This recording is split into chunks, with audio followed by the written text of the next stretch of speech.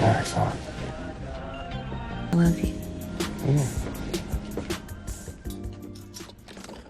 Matter of fact, There are new relationships to take note of in Season 6 of The Chai after its first episode. Emmett is no longer with Tiffany as he and Keisha have finally made things work for a relationship that isn't toxic, and a blended family seems to be beneficial for everyone involved. Emmett is also in business with Douda, who recently invested in Smokies, though as with all things related to Douda, his investment doesn't seem to be as genuine as one would like to assume. Papa ended things with Meisha, and he now has his eyes set on Kenya, his older co-worker at Smokies. Bakari is living with Papa, whose family has taken him in as a second son, and he's working with Douda, who is paying him to play the role of his eyes and ears to the streets. Kevin has feelings for Meisha, who seems to feel the same way.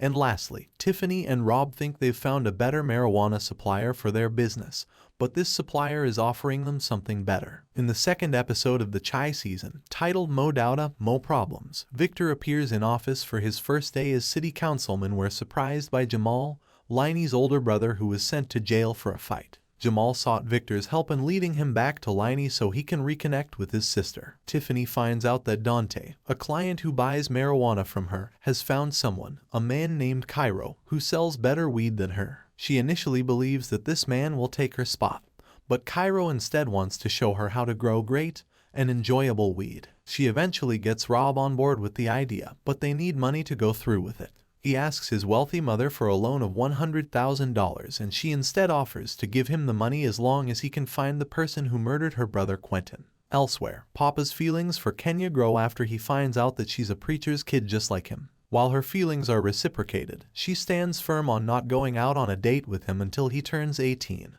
which won't be for a few months. Emmett continues to dig a deeper hole of debt in his relationship with Douda, as Emmett allows him to contribute to a down payment for a new house for him and Keisha. Lastly, Kevin and Meisha work to figure out what their next steps will be after their kiss. Papa, patience is a virtue. Now that his relationship with Meisha is a thing of the past, Papa has his eyes set on a new woman. Kenya is a new worker at Smokies, and though she's a bit older than him, it hasn't stopped him from falling more and more for her by the day. For what it's worth, it's clear why Papa has taken a liking to Kenya. They have similar interests and backgrounds, like being the children of preachers in Chicago. While Kenya, who is 19, has made it clear that she also has some feelings for Papa, she also made it clear that she will not go out on a date with him until he turns 18, which won't be for a few months. For Kenya, that doesn't seem to be too long of a wait for her, but for Papa, it's the most grueling and excruciating wait ever. As the saying goes, good things come to those that wait, and patience is indeed a virtue. So Papa, hold it down and keep it together until your 18th, where indeed, a good thing will come to you. Emmett needs some discernment.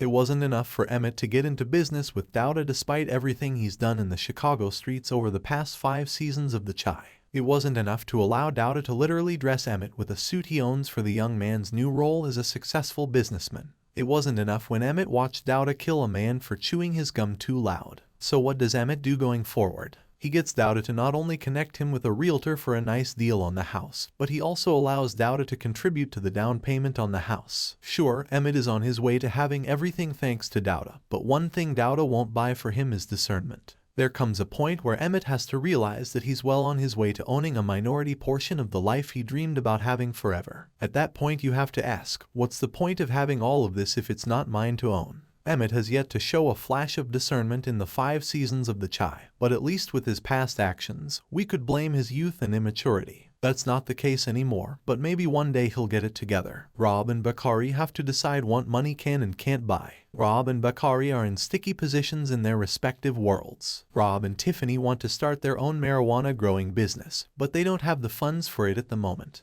Rob reaches out to her mother for a $100,000 loan, and she agrees to just give it to him as long as he can make sure that her brother Quentin's killer pays for what they did. She even suggests that Rob has to be the one to kill him. As for Bakari, he's been working with Douda lately as his eyes and ears to the streets. The money he gets from him is good, but now it's clear that he's in a compromising position as he watches Douda, unsuccessfully, try to bribe Papa's father in his church. Bakari has been staying at Papa's house for some time, and Papa's family has even taken him in as a second son. As a result, Bakari is upset by the move from Douda, who reminds Bakari that he works for him. With this, Rob and Bakari have to decide if the money at hand is worth the work they will have to do for it. For Rob, is $100,000 to help kickstart his and Tiffany's marijuana business worth killing or having Douda killed? For Bakari, is trading away the love and support he's received from Papa's family worth Douda's money? They'll have to look within to figure it out, but once a decision is made, they won't be able to change their mind and turn back on it. I appreciate your time as always, and I hope to see you soon.